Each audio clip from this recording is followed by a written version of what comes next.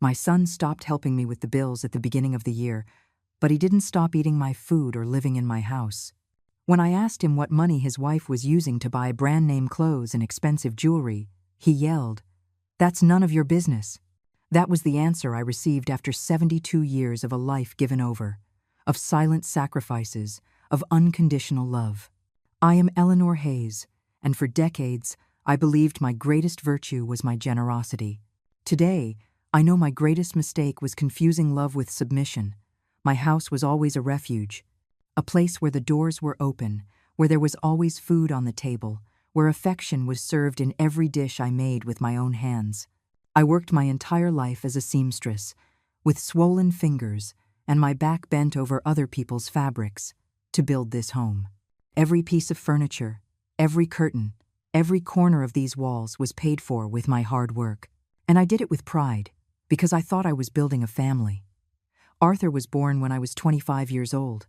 He was my only son, my reason for existing for so long.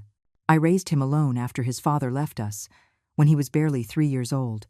There were nights I went to bed without dinner so he could have a full plate. There were winters when I wore the same threadbare coat so he could have new shoes. But I never complained. Every sacrifice seemed small compared to the joy of watching him grow up healthy and happy. Arthur was a sweet child. I remember how he would hug me when he got home from school, how he would tell me his dreams while I sewed late into the night. He told me that when he grew up, he would buy me a huge house, that he would take me to see the ocean, that he would never let me want for anything, and I believed him. The years passed with laughter and tears, with small victories and daily defeats. Arthur grew into a man. He got a modest job at a logistics company. I was proud of him. And then he met Chloe. At first, she seemed like a nice girl. She smiled a lot, called me Mrs. Hayes with respect, and brought desserts when she came to visit. Arthur was in love, that was obvious. But there was something in her eyes that didn't quite convince me. Something cold, calculating, hidden behind that perfect smile. They got married in a simple ceremony. I paid for half of the expenses because they didn't have much money saved. And when Arthur asked if they could live with me while they saved for their own place, I didn't think twice. He was my son. How could I deny him a roof over his head? The first few months were good. Arthur kept working. Chloe found a job at a clothing store in the mall, and they both contributed to the household expenses. It wasn't much, barely $300 a month between the two of them, but it was enough to cover part of the utilities and groceries. I kept sewing, though my hands didn't have the same strength as before. I remember the dinners from those early days. Arthur would tell stories from work, Chloe would laugh, and I would serve more soup into their bowls. There was a warmth that made me feel like the family I had dreamed of was finally complete. But happiness, when built on a weak foundation, never lasts long. It was in January of this year when Arthur came to talk to me. He was serious, uncomfortable. He told me they'd had some unexpected expenses, that for a few months they wouldn't be able to help with the household bills. "It'll just be temporary, Mom," he told me with a forced smile. I didn't say anything. I just nodded, because he was my son, and because I thought they were really going through a tough time. January passed, February passed, March passed, and the money never came. But the food they ate kept coming out of my pocket. The hot water they used in long showers was still paid for by me. And I kept cooking for 3, washing for 3, cleaning for 3. What hurt me most wasn't the money itself. It was the lack of consideration. It was coming home tired after sewing for 8 hours and finding the kitchen dirty, the dishes piled in the sink, their clothes thrown on the sofa. It was watching Arthur spend hours watching TV while I mopped the floor. There were days when I would sit on the edge of my bed, my hands trembling with exhaustion, and wonder how I had gotten to this point. But every time I thought about talking to Arthur, something inside me stopped. Fear. The fear of seeming selfish. My routine had become mechanical. I would get up at 6 in the morning, make coffee, and fix breakfast.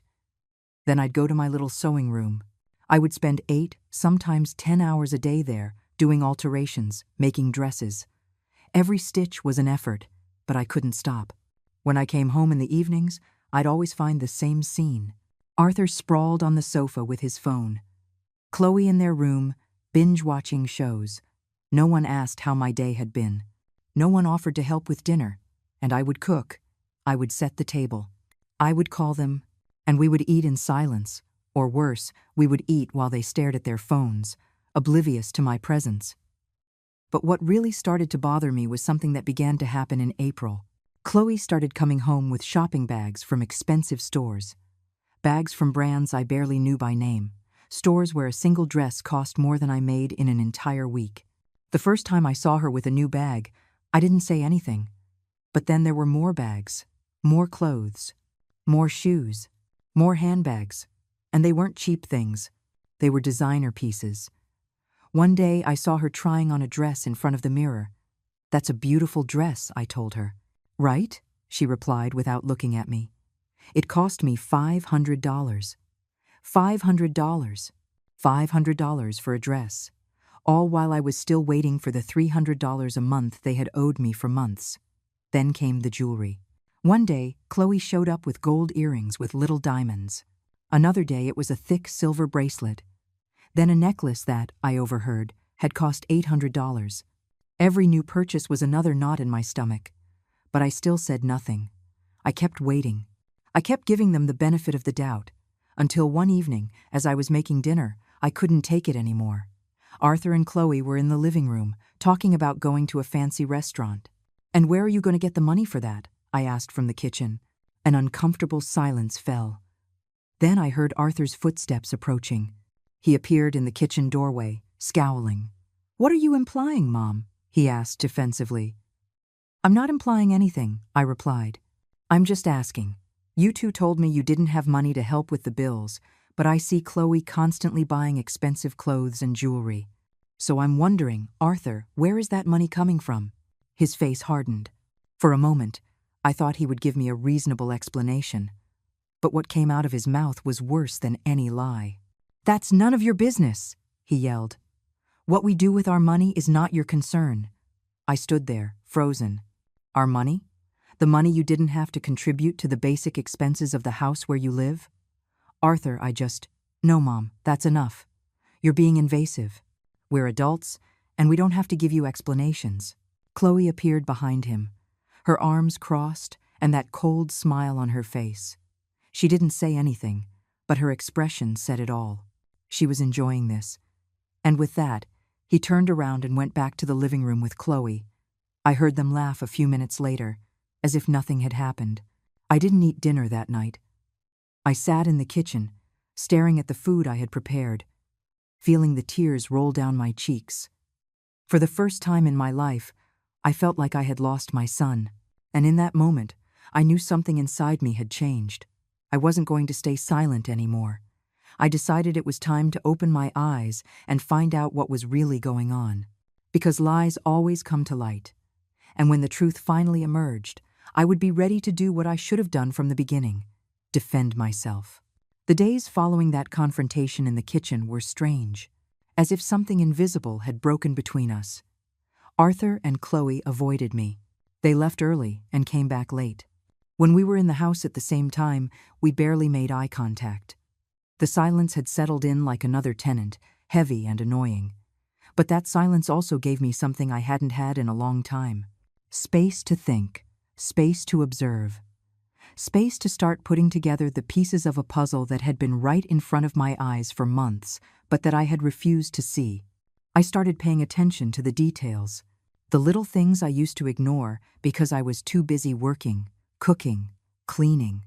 Now, every time I entered the living room or passed by their bedroom, my eyes caught new things. The shopping bags weren't just for clothes anymore. There were shoeboxes stacked in their closet, Italian designer handbags hanging on special hooks, French perfumes lined up on Chloe's dresser. Each bottle cost over $200. I know because I once saw one in a magazine. And it wasn't just her. Arthur had also started to change his appearance. He wore brand-name shirts he had never been able to afford before, new watches that gleamed on his wrist, genuine leather shoes that left shiny footprints on my floor. How could they afford all this if they supposedly didn't even have money to contribute $300 a month? One afternoon, when they weren't home, I went into their room. I'm not proud of it, but I needed answers. I needed to understand what was happening in my own house. The room was pristine, which was ironic considering the mess they left in the rest of the house. I opened the closet carefully. The amount of new clothing was astonishing. Dresses with the tags still on. Suits Arthur had never worn. Sneakers that cost over $300 a pair. But what really caught my eye was a shoebox on the top shelf. It was half hidden behind other boxes, as if someone didn't want it to be seen. I pulled it down carefully, my hands trembling slightly. Inside, there were no shoes. There were papers, receipts, bills. I sat on the edge of their bed and started to look through them. Every paper I read was another punch to the gut, receipts from expensive restaurants. $100 for one dinner, $200 for another. Invoices from spas and beauty salons in Chloe's name. Facials, manicures, pedicures. Each visit cost over $100. But there was something else. Something that made my heart stop for a moment. Bank statements. I didn't recognize them at first because the name at the top was mine. Eleanor Hayes. With trembling hands, I opened the first paper.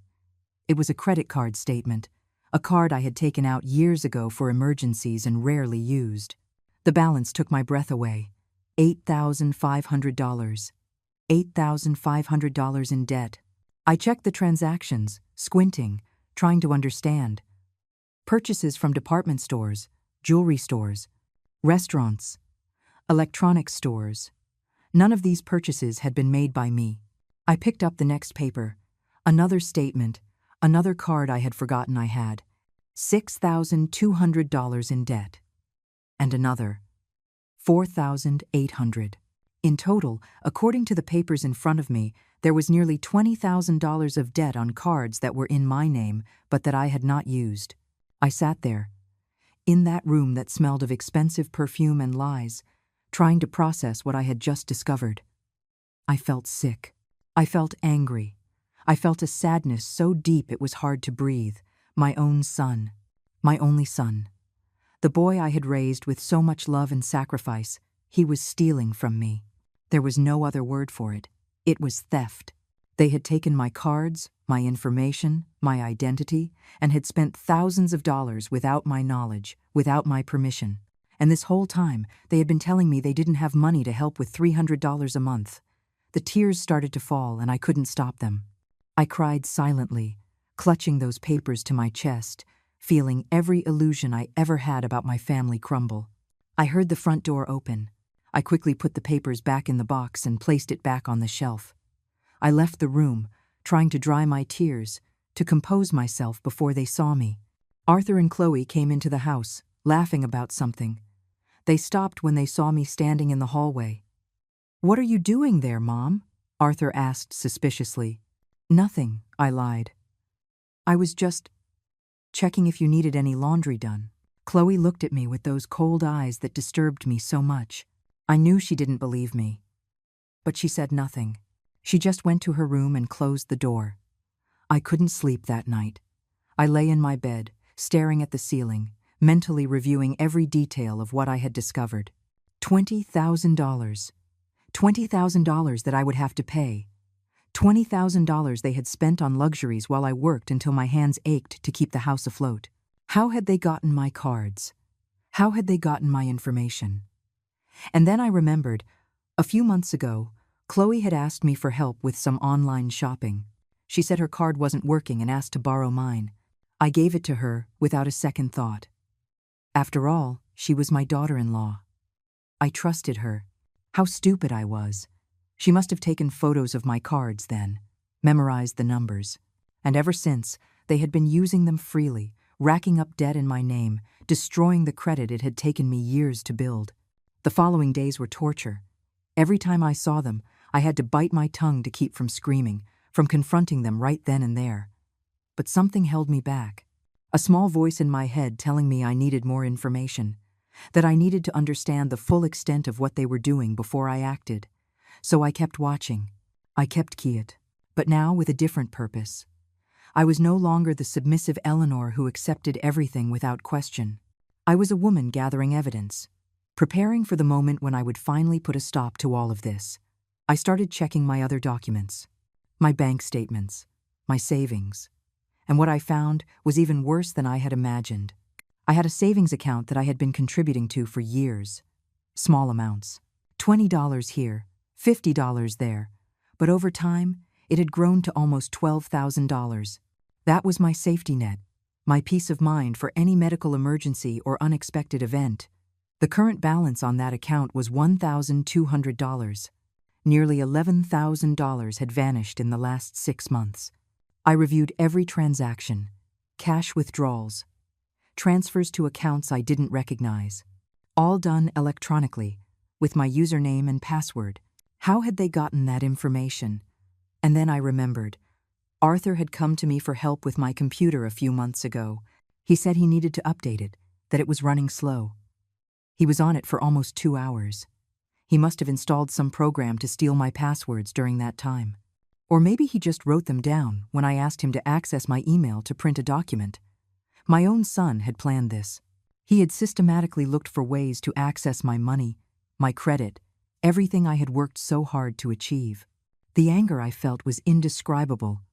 But more than anger, I felt a deep sadness, because it wasn't just the money, it was the betrayal.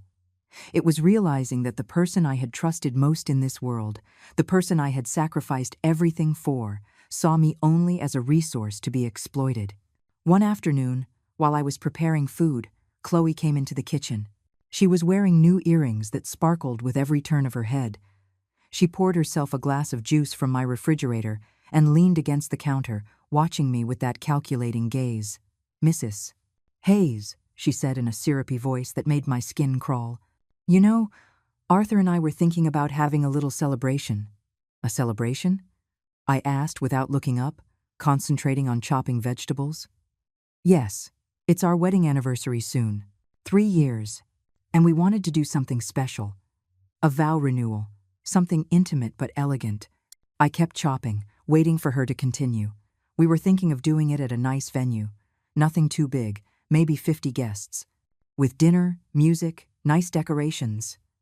You know, something memorable." "Sounds expensive," I commented, keeping my tone neutral. "Well, yes, but Arthur and I have been saving," she lied shamelessly. "And besides, we thought that as a family, we could all contribute a little, you know, to make it special." There it was. The real reason for this conversation. They wanted me to contribute financially to their party. After stealing thousands of dollars from me, after not giving a single dollar for household expenses for months, they had the nerve to ask me for money for a party. "I see," was all I said. "So, could we count on you?" "We're not asking for much.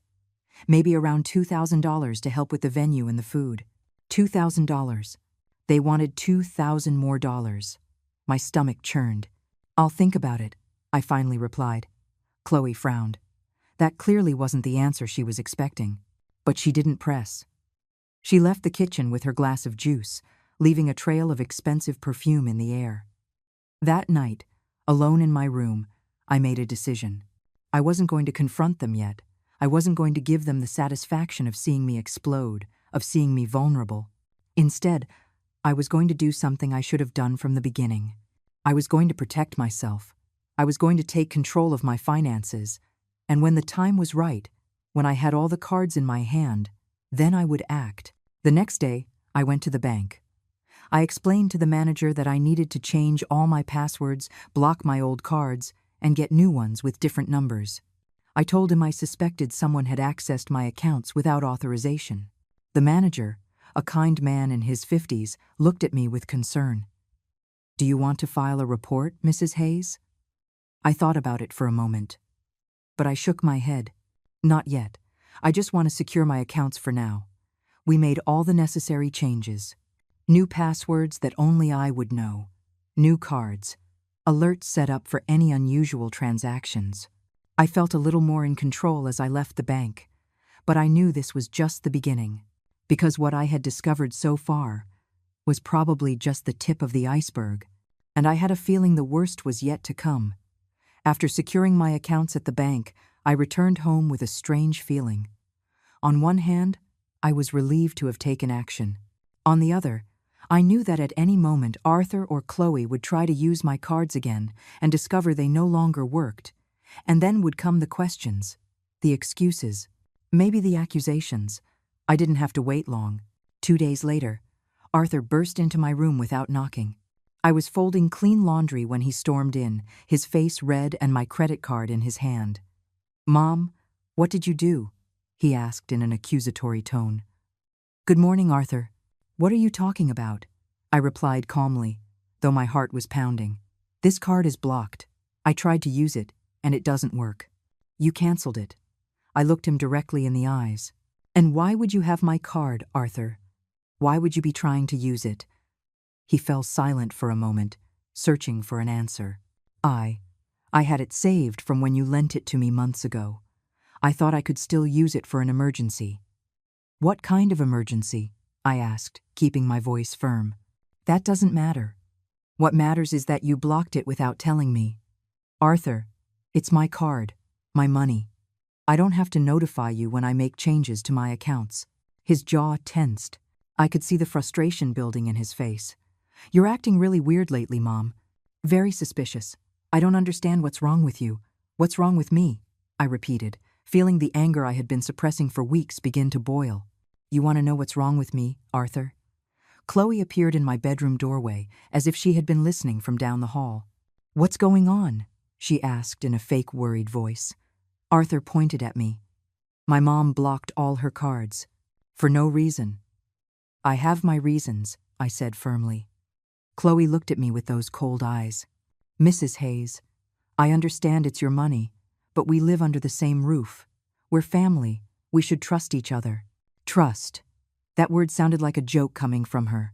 Trust is earned, Chloe, and it's lost when someone abuses it. "What are you implying?" Arthur asked, taking a step toward me. "Are you accusing us of something?" I wanted to scream at them.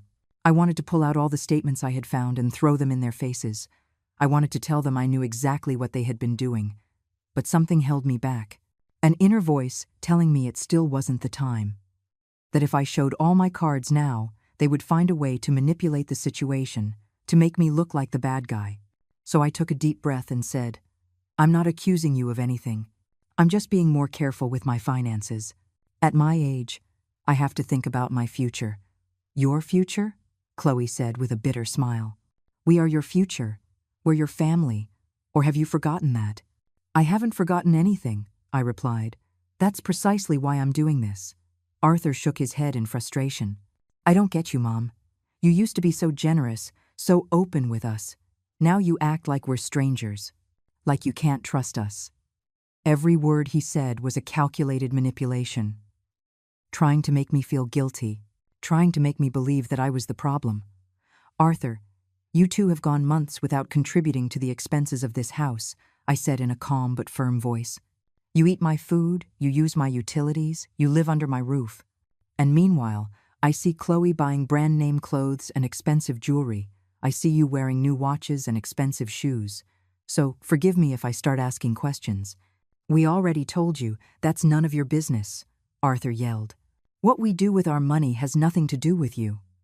"You're right," I said, surprising them both with my answer.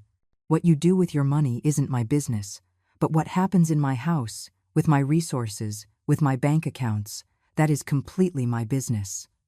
Chloe crossed her arms. "Nobody is touching your accounts, Mrs. Hayes. I don't know where you get these ideas." I stared at her. The audacity in her face was unbelievable. She could lie so easily, without a single trace of guilt or shame.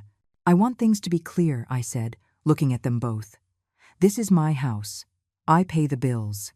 I put the food on the table. And from now on, my finances are private. I don't need to explain to you what I do with my money." "But we're your family," Arthur insisted, now in a softer, more manipulative tone. "Families help each other. They communicate. They don't hide things from each other." "Exactly, Arthur. Families help each other," I repeated his words. "So maybe it's time for you two to start helping too. Because so far, all the help has been coming from one side." Chloe scoffed. "I see. This is about the money we stopped giving you. It bothers you that we're not contributing right now." "It doesn't bother me that you're not contributing," I said, though it was a lie. What bothers me is the hypocrisy. It bothers me that you say you have no money while you're spending thousands of dollars on luxuries. That's enough, Arthur shouted. I'm sick of your accusations. I'm sick of you treating us like we're criminals. If it bothers you so much that we live here, why don't you just say so? The silence that followed was heavy, tense. The three of us looked at each other without speaking. I could feel something breaking between us for good. Something that could perhaps never be repaired. I don't want you to leave, I said finally, though part of me wasn't so sure anymore. I just want respect. I just want you to acknowledge everything I do for you. Chloe let out a dry laugh. Acknowledgement.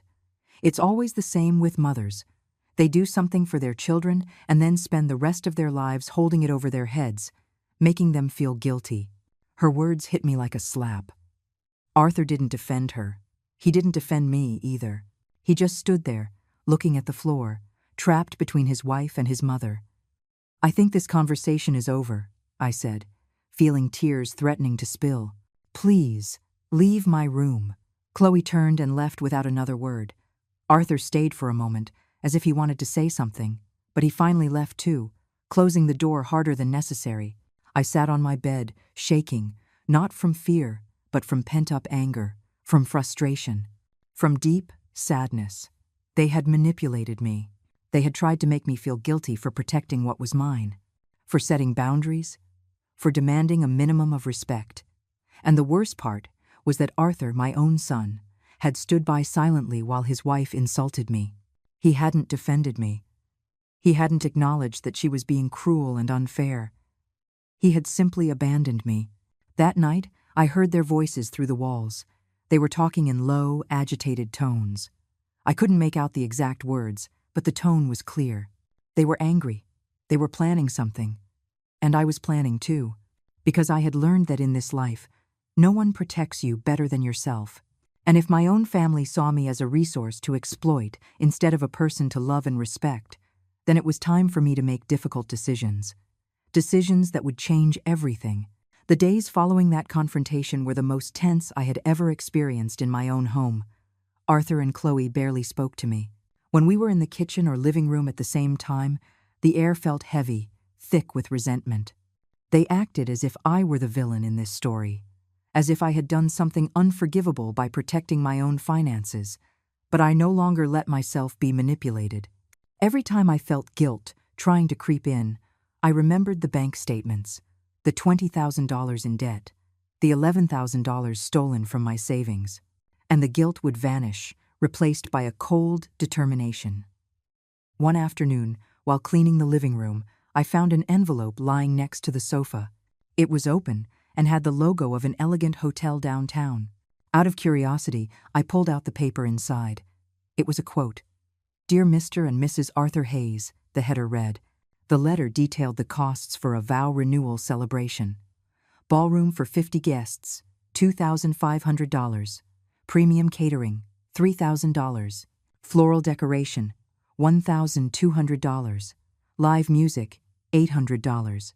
Guest lodging, 15 rooms for one night, $4,500.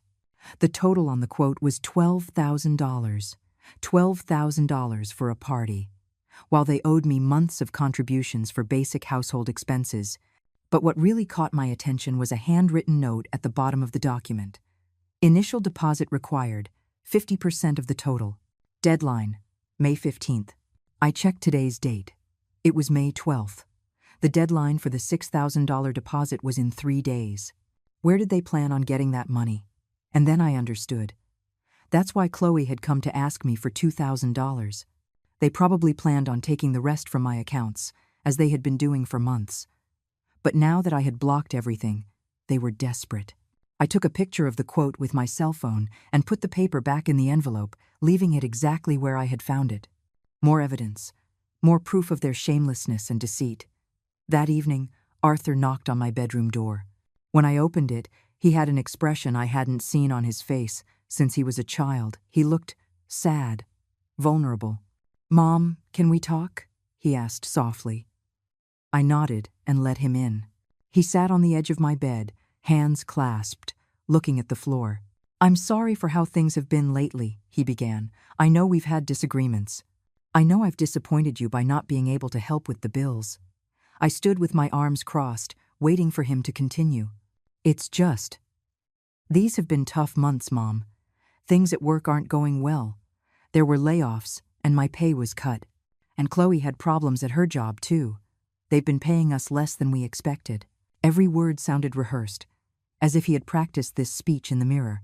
"That's why we haven't been able to contribute like before," he continued. "And believe me, we feel terrible about it. We feel awful that the whole burden is falling on you." "Arthur," I said finally, "if things are so difficult financially, how is it that Chloe has new clothes every week? How is it that you have 3 different watches you didn't have 6 months ago?" He fell silent, searching for an answer. Those are things we bought before, when we still had savings." "Before?" "I saw Chloe come in with new shopping bags just last week. I saw the tags. Their recent purchases. They were gifts," he said quickly. "From her family, from her friends. You know how women are, always sharing clothes." The lies flowed from his mouth so easily it made me sick. This was not the son I had raised. Or maybe he was, and I had simply refused to see it. "What did you really come for, Arthur?" I asked, tired of the runaround. He took a deep breath. "I wanted to ask you for something. I know things are tense between us, but Chloe and I want to renew our vows. It's been 3 years of marriage, and we want to celebrate. We want it to be something special. Chloe already mentioned it to me, and she asked me for $2,000. Yeah, well..." He rubbed his hands nervously. "The event costs a bit more than we thought. And we were wondering if you could help us with about $6,000. I know it's a lot, but we would pay you back, in installments, as soon as our situation improves." $6,000, the exact deposit they needed for the hotel. "Arthur, I don't have $6,000 to give you," I said, which was technically true. After everything they had stolen, my savings were nearly empty. His expression changed. The mask of vulnerability fell, and I saw a flash of frustration. "Mom, I know you have money saved. You've always been so careful with your finances. I don't have as much as you think anymore," I replied, watching his reaction. "Then why did you block the cards?" he asked, revealing more than he intended. "If it's not because you have money to protect?" There it was. The confirmation that they knew exactly what they had been doing. They knew they had been using my cards, and they were angry that I had put a stop to it. "I blocked them because they're mine, Arthur. I don't need any other reason." He stood up, frustration now evident on his face. "I don't get what's wrong with you, Mom. You used to be so generous, always willing to help, and now you act like money is more important than your own family." "Money isn't more important than family," I said in a firm voice. "But family shouldn't take advantage of me either. Family should be reciprocal. Give and take, not just take." "We're not taking anything," he said, raising his voice. "We're living here because you offered. We eat here because you insist on cooking for everyone. No one is forcing you to do anything." His words left me breathless. The audacity, the complete lack of gratitude or acknowledgement. "You're right," I said after a moment. "No one is forcing you to be here. And I'm not obligated to keep supporting your lifestyle." "What is that supposed to mean?" he asked defensively.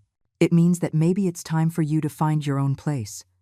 If my generosity seems like such a small thing to you, if living here is so insignificant, then maybe you should find somewhere else to live."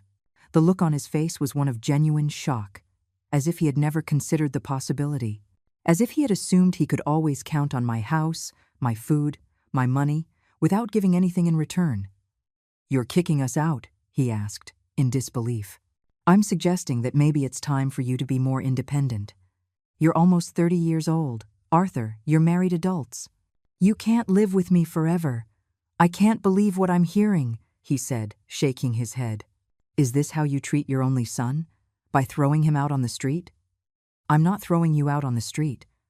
I'm telling you that maybe you need your own space, your own life, without depending on me." Chloe appeared at the door. She had clearly been listening. "What's going on in here?" "My mother is kicking us out," Arthur said in a voice thick with drama. "I am not kicking you out," I repeated, tired of the manipulation. I am just suggesting you find your independence. Chloe looked at me with eyes full of venom. This is unbelievable. After everything Arthur has done for you, after we stayed here to keep you company, so you wouldn't be alone. And this is how you repay us. The laugh that escaped my mouth was bitter. Keep me company? You think you're doing me a favor by living here for free, eating my food, using my utilities, spending my money without my permission? There she goes again with her accusations, Chloe said. Nobody has spent your money, Mrs. Hayes. Stop making things up. I looked at both of them, at my son, who avoided my gaze, at his wife, who looked at me with barely disguised contempt. And in that moment, I understood that this situation could only end one way. But it still wasn't time. I still needed a little more information. Fine, I said finally. Forget what I said. You don't have to leave. But don't count on me to finance your party, either. Arthur opened his mouth to protest, but Chloe took him by the arm. Let's go, Arthur. Your mother has made her position clear. They left my room, and I heard them arguing in low voices as they walked down the hall. I closed the door and leaned against it, breathing deeply. I knew something was going to happen soon. They needed that money for their party, and I had just shut the door on them. The question was, what would they do now? The answer came sooner than I expected, and it was worse than I could have ever imagined. 2 days passed in a frigid silence. Arthur and Chloe left early and came back late, avoiding me completely. I continued with my usual routine, working in my sewing room, preparing food they ate without thanks, cleaning a house that only I kept in order. But something had changed in me. I no longer felt sad. I felt a cold clarity, a determination I hadn't felt in years. With each passing day, I became more convinced that I had been living a lie, that the family I thought I had was just an illusion built on my own denial. It was on May 14th when everything completely fell apart. That day I had to leave early to deliver a custom prom dress I had been working on for weeks. The client lived on the other side of town, so I knew I'd be gone most of the day. I left Arthur a note telling him there was food in the refrigerator and that I'd be back in the afternoon. But the traffic was better than expected. I delivered the dress, got my payment, and returned home around 2 in the afternoon, almost 3 hours earlier than planned. As I opened the door, I heard voices. Voices coming from my room, my own bedroom. With my heart pounding, I walked silently down the hall. The door to my room was slightly ajar, and what I saw made my blood run cold. Arthur was sitting at my small desk, with my laptop open. Chloe was beside him, looking over his shoulder at the screen. Spread out on the desk were papers. My statements, personal documents, checkbooks. She has to have more money somewhere, Chloe said in frustration. An old woman like her can't have spent it all. I've already checked every account I could find, Arthur replied, typing quickly. She only has about $2,000 left between all of them. It's like she moved the money somewhere else. Well, find it, Chloe demanded. We need that deposit by tomorrow, or we lose the venue. We already sent the invitations. We already told everyone. We can't cancel now. I'm trying, Arthur said, irritated, but she changed all her passwords. I can't access anything new. Then we'll have to do it another way, Chloe said after a moment. Her voice had a calculating tone that made my skin crawl. Where does she keep her jewelry? That gold chain she always wears must be worth something. Arthur was quiet for a moment. Then he said, I don't know if. You don't know if what? Chloe interrupted him. Arthur, we've spent thousands of dollars preparing for this party. We told everyone it was going to be the event of the year. Do you want us to look like failures? Do you want my whole family to laugh at us? It's my grandmother's chain, Arthur said weakly. My mom cherishes it. Your mom is 72 years old. What does she need expensive jewelry for? She never goes anywhere. Besides, we can pawn it and get it back later when we have money. The silence that followed was long. And then I heard my son say, Fine. Look in her jewelry box. It must be in the closet. Something inside me broke in that moment. To see my son, the boy I had raised with so much love, planning to steal his own grandmother's jewelry, the very jewelry my mother had left me before she died. The only sentimental things of value I had left from her. I walked into the room without announcing myself. "What are you doing?" I asked, my voice trembling but firm. They both jumped. Arthur quickly shut the laptop, as if that would erase what I had just witnessed. Chloe straightened up, crossing her arms defiantly. "Mom, It's not what it looks like," Arthur began, standing up. "It's not what it looks like," I repeated, feeling the rage build in my chest. "Because what it looks like is that you're going through my personal things without my permission. That you're trying to access my bank accounts. That you're planning to steal my jewelry." "We weren't going to steal it," Chloe said dismissively. "We were just going to pawn it temporarily." "Pawn my jewelry," I said slowly. "Without my permission. That's called theft, Chloe." "It's called survival," she retorted coldly. "If you won't help us, we have to find another way to get the money we need." "The money you need for a party," I said, incredulous. "For a ridiculous celebration you can't afford. While you live in my house without paying a dime for expenses." Arthur approached me with his hands out, as if trying to calm me down. "Mom, please, understand. We're desperate. We already committed to the deposit money. If we don't pay it tomorrow, we lose everything we've already invested. And that justifies you coming into my room like thieves?" I asked, pulling away from him. "Does it justify you going through my private documents? Planning to steal your grandmother's jewelry?" "Nobody is stealing anything," Chloe yelled. "God, you're so dramatic. We were just looking at options." "Options," I repeated bitterly. "And how many other options have you explored without my knowledge? How many times have you come into my room when I'm not here? How many times have you gone through my things?" Neither of them answered. The guilt on Arthur's face said it all. "You know what?" I said, feeling a strange calm wash over me. "Sit down, both of you. Because we are going to have a conversation we should have had a long time ago." Chloe scoffed. "I don't have to listen to any." "Sit down," I yelled, surprising myself with the force in my voice. They both sat down slowly on the edge of my bed. I stood in front of them, arms crossed. "I know what you've been doing," I began. "I know you've been using my credit cards without my permission. I know you racked up nearly $20,000 in debt in my name. I know you stole $11,000 from my savings account." Arthur's face went pale.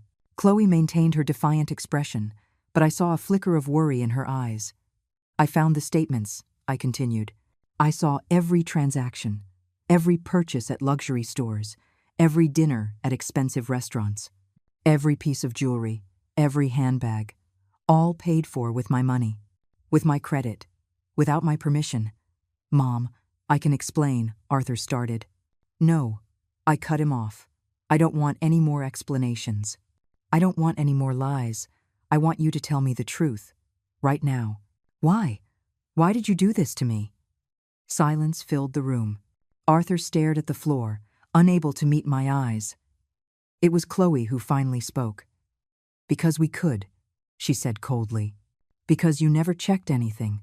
Because it was easy. And because, frankly, after everything Arthur has had to put up with being your son, he deserved something better." Her words hit me like stones. What Arthur has had to put up with? Put up with being loved? Put up with being cared for? Put up with his mother sacrificing her whole life for him? "Put up with the constant guilt," Chloe answered. "Put up with you reminding him every day of everything you did for him. Put up with being treated like an eternal child who owes his mommy everything." "That's not true," I said, looking at Arthur. "I never." "Arthur, tell me that's not what you think." Arthur slowly looked up, and what I saw in his eyes shattered me. There was resentment. There was coldness. There was nothing left of the sweet boy I remembered. "Sometimes I did feel that way, Mom," he said in a low voice. "Sometimes I felt like I could never do anything good enough for you, like I would always have this invisible debt that I could never repay." Tears began to roll down my cheeks. "I never wanted you to feel that way. I just wanted you to know how much I loved you, how much I was willing to do for you." "Well, you ruined him," Chloe said cruelly. "You raised him to feel guilty all the time, to feel like he owed you his life. So when he finally had the chance to take something for himself, for us, he took it. And I don't regret any of it." I stared at her, this woman who had come into my house with fake smiles and sweet words. This woman who had poisoned my relationship with my son, who had twisted my love into something warped and ugly. "I want you to leave," I said finally. My voice was calm, but every word came from the depths of my pain. "I want you to pack your things and get out of my house." "Now?" Arthur asked, shocked. "Now?" I confirmed. "Not tomorrow. Not next week. Right now. I don't want you spending one more night under my roof." Chloe stood up with a mocking smile. "Perfect. We were sick of living in this miserable place anyway. Let's go, Arthur." Arthur got up slowly. For a moment, I thought he was going to say something, that he was going to apologize, that he would show even a glimmer of remorse. But he didn't. He just followed his wife toward the door. "Arthur," I called out to him when he was at the threshold. He stopped, but didn't turn around. "Your grandmother's jewelry, the chain, the earrings, the ring, they're in a safe deposit box at the bank. I never kept them here at the house, so don't bother looking for them." I saw his shoulders tense. Then he walked out of my room without a word. I heard them moving through the house, dragging suitcases, opening and closing drawers. Every sound was like a hammer blow to my heart. In less than an hour, I heard the front door close. I sat on my bed, in the middle of the mess they had left, papers scattered, my laptop open, private documents exposed. And I cried. I cried for the son I had lost, for the family I never really had, for all the years wasted on an illusion.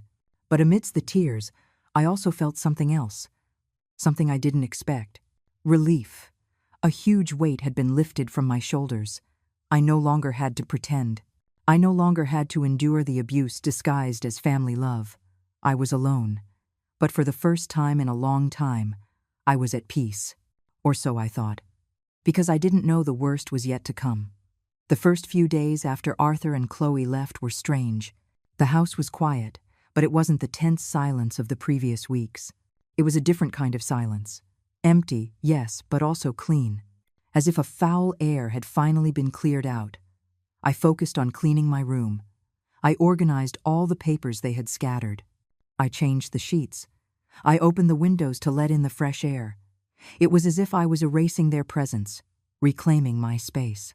But at night, when I lay in my bed, the loneliness hit me hard. It wasn't that I missed the arguments or the mistreatment. I missed the illusion. I missed believing I had a family. I missed the Arthur who existed only in my imagination, the son I thought I had raised. 3 days passed. Then 4. I received no call, no text message, no apology. It was as if Arthur had closed that door and never looked back. But I knew something was about to happen, because May 15th had been the deadline for their deposit, and they hadn't gotten the money. What had they done? Had they canceled the party? Had they admitted to their guests they couldn't afford it? The answer came on the 6th day. I was in my sewing room, working on a pair of pants, when my phone rang. It was an unknown number. I don't usually answer those calls, but something made me pick up. "Mrs. Eleanor Hayes?" a professional female voice asked. "Yes, this is she. This is Jennifer Morris from the Grandview Hotel. I'm calling to confirm the deposit payment for the event on May 25th, in the name of Arthur Hayes and Chloe Herrera." My heart stopped. "I'm sorry, what?" "Yes, we have it on file that you will be making the deposit payment. We received an email from your address confirming you would cover the costs of the celebration." "I never sent that email," I said, feeling the anger start to boil again. There was an awkward pause. "I see. So, you will not be making the payment?" "I will definitely not be making any payment," I replied firmly. "Well, then I must inform you that the event will be canceled. The deposit deadline has passed. And I also have to mention that a cancellation fee of $500 will be applied, as per our policy." "I didn't book anything," I said. "I didn't sign any contract. I didn't make any reservation." "But your name is on the contract as the financial guarantor," the woman insisted. "Did you not sign the document we emailed?" "No," I said clearly, "and I suggest you check that signature, because it's probably a forgery." Another silence. "I see. Well, this is complicated. I'll have to speak with my supervisor and possibly our legal department." "Do what you have to do," I replied. "But I am not paying for anything, and if someone forged my signature, I want it investigated." I hung up the phone, my hands shaking. Had they forged my signature? Had they used my name to book services they couldn't pay for? How low were they willing to go? I immediately called the hotel back and asked them to send me a copy of the contract. When it arrived in my email 20 minutes later, what I saw left me cold. It was my name, my address, my phone number, and there was a digital signature that was supposedly mine. It looked nothing like my real signature, but it was there. They had created a fraudulent document and had legally committed me to paying $6,000, plus any extras. But that wasn't all. Reviewing the full contract, I discovered something else. They had reserved 15 rooms for their guests. 15 rooms at $250 each, an additional $3,750, all supposedly paid for by me. The total cost of the event they had planned was nearly $15,000, and I was supposedly the one paying for it all. I sat in front of my computer, breathing deeply, trying to calm down. I needed to think clearly. I needed to act strategically. First, I printed everything: the fraudulent contract, the emails, every piece of proof of what they had tried to do. Then I called my bank and informed them of the situation.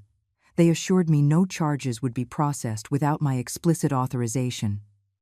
Afterward, I called a lawyer, an older gentleman I had met years ago when I made my will.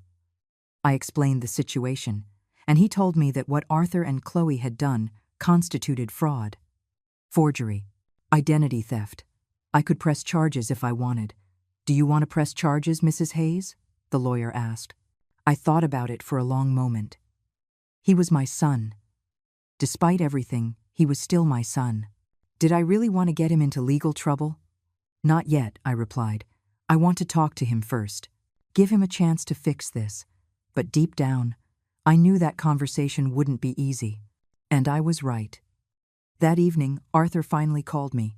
His voice was tense, irritated. "Mom, why did you call the hotel saying you weren't going to pay?" "Because I'm not paying for it," I answered calmly. "Arthur, you forged my signature. You committed me to a $15,000 debt without my permission. That's illegal." "We didn't forge anything," he lied shamelessly. "You told us you would help with the party." "I never said that. And I have proof that signature isn't mine." "You're ruining everything," he shouted. "We already sent the invitations. We already told everyone. Chloe is a wreck. Her family thinks we're failures. That's not my problem, Arthur. You created this situation. You lied to your guests. You planned a party you couldn't afford. Because you denied us the money," he accused. "If you had just helped us like a normal mother, none of this would have happened. A normal mother doesn't let her adult children rob her and abuse her," I replied firmly. "A normal mother sets boundaries. And that's exactly what I'm doing." "You know what? Forget it," he said bitterly. "We'll find a way to fix this. We always do." "How are you going to fix it, Arthur? By stealing from someone else? By forging more signatures?"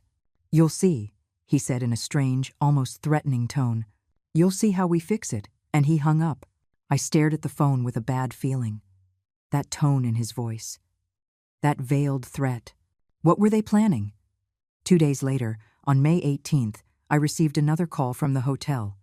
It was the same woman as before. "Mrs. Hayes, I'm calling to inform you that we received a payment for the event deposit." "What?" I asked, confused. "I didn't make any payment. No, the payment was made by Arthur Hayes. He paid the $6,000 deposit." "Really?" I couldn't believe it. "Where did he get that money?" "I don't have that information, ma'am. I'm just informing you that the event is confirmed, and I also wanted to ask about the payment for the guest rooms. When do you plan to make that payment?" "I am not paying for the rooms," I said firmly. "That is not my event. I didn't book anything. If Arthur made the deposit, then he is responsible for the rest." "I understand. I will update the contract to reflect that Arthur Hayes is the financial guarantor for the entire event." "Please do," I said with relief. "And please remove my name from any document related to this." When I hung up, I couldn't help but wonder, where had Arthur gotten $6,000? He couldn't have gotten a loan, because his credit was ruined after all his spending. He hadn't sold anything valuable because he didn't have anything. So how? The answer came 3 days later, when I received a call from my sister Grace, whom I hadn't seen in months. "Eleanor, is it true you're sick?" she asked, her voice full of worry. "Sick? No, I'm perfectly fine." "Why do you ask?" "Because Arthur called me last week. He told me you'd been diagnosed with cancer, that you needed expensive treatments, and they were raising money to help you. He asked me to contribute what I could." The world stopped around me. "And you gave him money?" I asked, though I already knew the answer. "Yes," Grace said. "I gave him $2,000. And he also called your cousin Claire and your close friend, Susan, and several other people you know. From what I hear, he raised quite a bit of money." I closed my eyes, feeling a mix of horror and rage. My own son had used my supposed illness to scam my family and friends. He had lied about my health, had exploited their love for me, all to get money for his stupid party. "Grace," I said, my voice trembling, "I'm not sick. Arthur lied. He lied to all of you to get money." The silence on the other end of the line was long and heavy. "I can't believe it," she finally whispered. "Why would he do something like that?" "Because he needed money for a party," I explained. "And because apparently, there's no limit to how low he will sink." After hanging up with Grace, I sat in my living room, staring into space. There were no tears left. There was no pain left. There was only a cold determination. Arthur had crossed a line. I never thought he would cross. And now, it was time for him to face the consequences of all his actions. It was time for me to stop being the victim and become someone who fought back. Because if I had learned anything in these last few weeks, it was that silence and passivity only invited more abuse. And I would not be silent anymore. I would not be passive. It was time to act. That same afternoon, I called every person Arthur had contacted. One by one, I explained the truth. That I was not sick, that Arthur had lied, that he had used my name to scam them out of money. The reactions varied. My sister Grace was furious. My cousin Claire cried with indignation. My friend Susan told me she had suspected something but didn't want to doubt Arthur. Between all of them, they had given him almost $7,000. $7,000 stolen using my health as an excuse. My supposed cancer as a weapon of manipulation. "Are you going to do something about this?" Grace asked. "Yes," I replied with a calm that surprised even me. "I am. But first, I needed a plan. I didn't want to just confront them. I didn't want to just scream and cry. I wanted them to understand, to feel even a fraction of the pain they had caused me. And then it came to me. An idea that at first seemed too bold, perhaps even cruel, but the more I thought about it, the more perfect it seemed. If Arthur and Chloe wanted their big celebration, they would have it, but not in the way they expected. I called the hotel back. I asked to speak with Jennifer, the event coordinator. "I want to pay for the guest rooms," I told her. There was a surprised pause. "Really? I thought you." "I've changed my mind," I interrupted. "I want everything to be perfect. It's my son's celebration, after all." I gave her the information for my new credit card, the one Arthur didn't know about. I paid for all 15 rooms, $3,750. I asked her to send the receipts and all the reservation information to my email. "Anything else you need, Mrs. Hayes?" Jennifer asked. "Yes," I replied. "I want the confirmation numbers for all the reservations, and I need to know your cancellation policy." "Well, you can cancel up to 48 hours before the event for a full refund. After that, it's only a 50% refund." "Perfect," I said. "Thank you so much." I hung up with a strange feeling in my chest. It wasn't exactly satisfaction. It was something more complex. I was taking control. I was no longer the passive victim. The next few days passed in an odd calm. I continued my normal routine. I worked in my sewing room, cooked only for myself, and cleaned my house, which now felt bigger and emptier. But my mind was always calculating, planning. Arthur didn't call during those days. I suppose he was too busy preparing for his big party, organizing details, bragging to his friends about the event of the year. On May 23rd, 2 days before the event, I received a text message from Arthur. It was the first one since our last call. "Mom, I know things are tough between us, But this event is important to Chloe and me. If you want to come, you're welcome." I read the message several times. There was no apology, no acknowledgement of what they had done. Just a casual invitation, as if nothing had happened. As if they hadn't stolen from me, lied to me, and betrayed me. I didn't reply. On May 24th, one day before the celebration, I sat down at my computer. I opened my email and found all the confirmation numbers for the hotel reservations. 15 rooms, 15 families who would be arriving after the party, expecting a place to sleep. My finger hovered over the mouse. This was real. This was going to happen. Did I really want to do it? I thought about the $20,000 in debt they left me. I thought about the $11,000 stolen from my savings. I thought about the lies about my supposed illness. I thought about how they forged my signature. I thought about how Arthur had let his wife insult me in my own home. I thought about all the pain, all the betrayal, all the disrespect.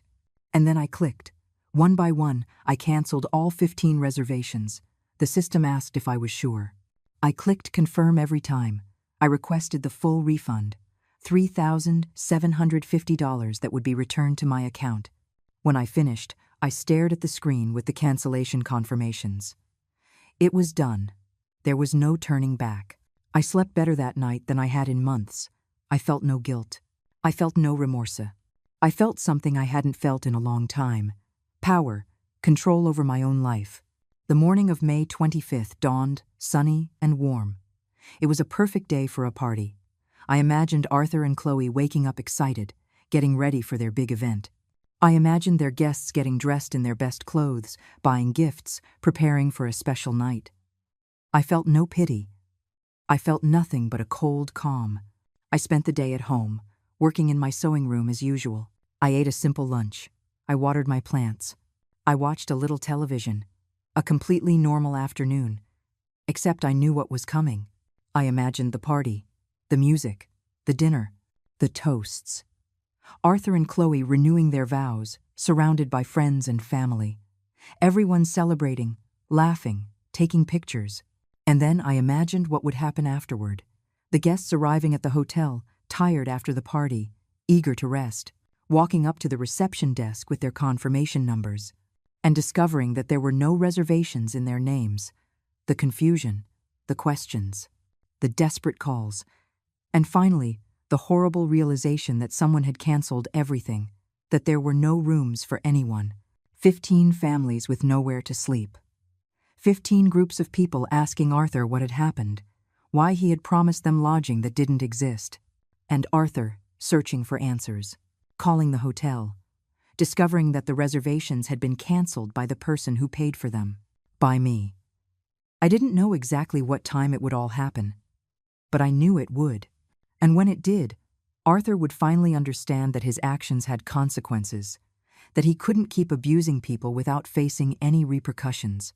As the sun set that evening, I sat in my armchair with a cup of tea. My phone was beside me.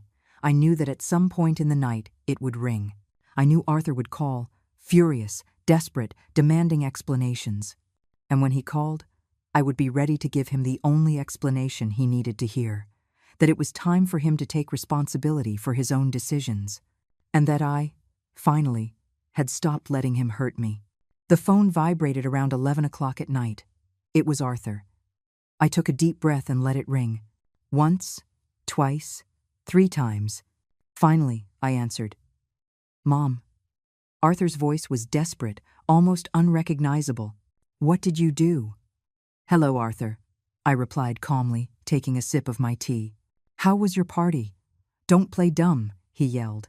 "You canceled the hotel reservations. All our guests are here with nowhere to stay. They're all calling us, furious. How could you do this to us?" "How could I?" I repeated slowly. "Arthur, I paid for those rooms with my money. They were my reservations. I had every right to cancel them. But you knew we needed them. You knew Chloe's whole family came from out of town. Now they're looking for hotels at midnight, and everything is full. You made us look like complete idiots." "No," I said firmly. "I didn't make you look bad. You made yourselves look bad. You promised something you couldn't pay for. You lied to your guests. You promised you would pay, he lied shamelessly. I never promised anything, Arthur. In fact, I told you clearly I would not finance your party. But you went ahead with it anyway. You forged my signature.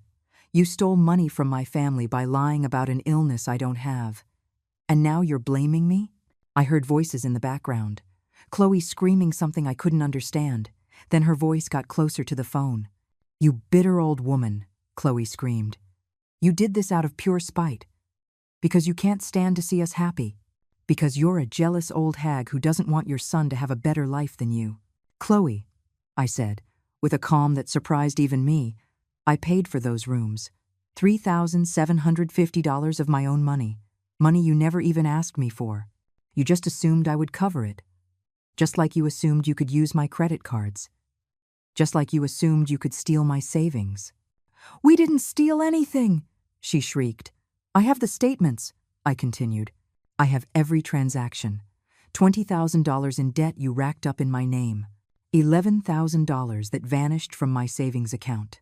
And I have witnesses to how Arthur scammed my family, saying I had cancer. The silence that followed was long. Then I heard Arthur's voice again, more controlled now but just as furious. And this is your revenge? Ruining our special night? Humiliating us in front of everyone? It's not revenge, Arthur, I replied. It's justice. It's the natural consequence of your actions. You stole from me. You lied to me. You disrespected me in my own home. And I stayed quiet for a long time. But not anymore. You're a terrible mother, he said, venom in his voice. A real mother would never do this to her son. His words hurt, I won't lie. But they didn't destroy me like they would have before. Because I had finally understood something important. Arthur was no longer the boy I had raised. Or maybe he never was. Maybe I had just refused to see who he really was. A real mother, I said slowly, teaches her children that actions have consequences. A real mother sets boundaries. A real mother doesn't allow herself to be abused in the name of love. And that is exactly what I am doing now. You're going to regret this, Chloe threatened from the background. No, I said with certainty. I'm not going to regret it. The only thing I regret is that it took me so long to stand up for myself. Don't ever call us again, Arthur said. Don't ever look for us. As far as we're concerned, you don't have a son anymore. And he hung up. I sat in my armchair, staring at the phone in my hand. You don't have a son anymore. Those words should have shattered me. They should have made me cry, beg them to come back, apologize for everything. But they didn't, because the truth was, I hadn't had a son for a long time, not in the way that mattered. I had someone who shared my blood, yes, but I didn't have someone who loved me, respected me, valued me. The days that followed were silent. But it wasn't the painful silence from before. It was a healing silence. The house felt lighter, the air cleaner. My sister, Grace, came to visit me. She hugged me for a long time without saying anything. Then we sat down together for coffee. How are you feeling? She asked. I thought about it for a moment. Sad, I admitted, but also relieved. Liberated, like a huge weight has been lifted off my shoulders. You did the right thing, Grace said, squeezing my hand. I know it hurts. I know it's hard. But no one deserves to be treated the way you were. Not even by your own son. I cried that afternoon. But they were different tears. They weren't tears of despair or helplessness. They were tears of release, of acceptance, of closing a painful chapter. In the following days, I dedicated myself to reorganizing my life. I spoke with the bank about the debts Arthur had left. I spoke with my lawyer about the next steps. I spoke with an accountant about how to recover financially. It wouldn't be easy. I had $20,000 of debt to pay. I had lost most of my savings. But for the first time in a long time, I felt like I had control over my future. Grace suggested I see a therapist. Not so you can forgive Arthur, she clarified, but so you can forgive yourself. To let go of the guilt I know you're carrying. She was right. Part of me still felt guilty. Had I been too harsh? Had I gone too far? Had I ruined the relationship with my son forever? But then I would remember everything that had happened, and I understood that I hadn't ruined anything. They had. I had only stopped allowing it. One afternoon, while sewing by the window, I saw a young mother pass by with her little boy. The child looked up at her with adoration, showing her a flower he had found. She bent down to receive it, smiling. And I understood something. The love between a parent and child is beautiful when it's reciprocal, when there's mutual respect, when both value and care for each other. But when it becomes a one-way street, when one only gives and the other only takes, that's not love anymore. It's abuse disguised as family obligation. I had given everything for Arthur, and he had taken everything without thanks, without value, without respect, and when I finally set a boundary, when I finally said enough, he punished me with his absence. But his absence was better than his toxic presence. His silence was better than his constant demands. His contempt was more honest than his fake affection. I was freeing myself. Slowly, painfully, but I was finally freeing myself from the illusion that had kept me trapped for so long. And although the road ahead was uncertain, although the loneliness was heavy at times, I knew I was walking toward something better, toward peace, toward dignity, toward a life where I mattered, where my needs were valid, where my pain was acknowledged. I was learning to live for myself, and that, I discovered, was a gift I never thought I'd allow myself to receive. Months passed.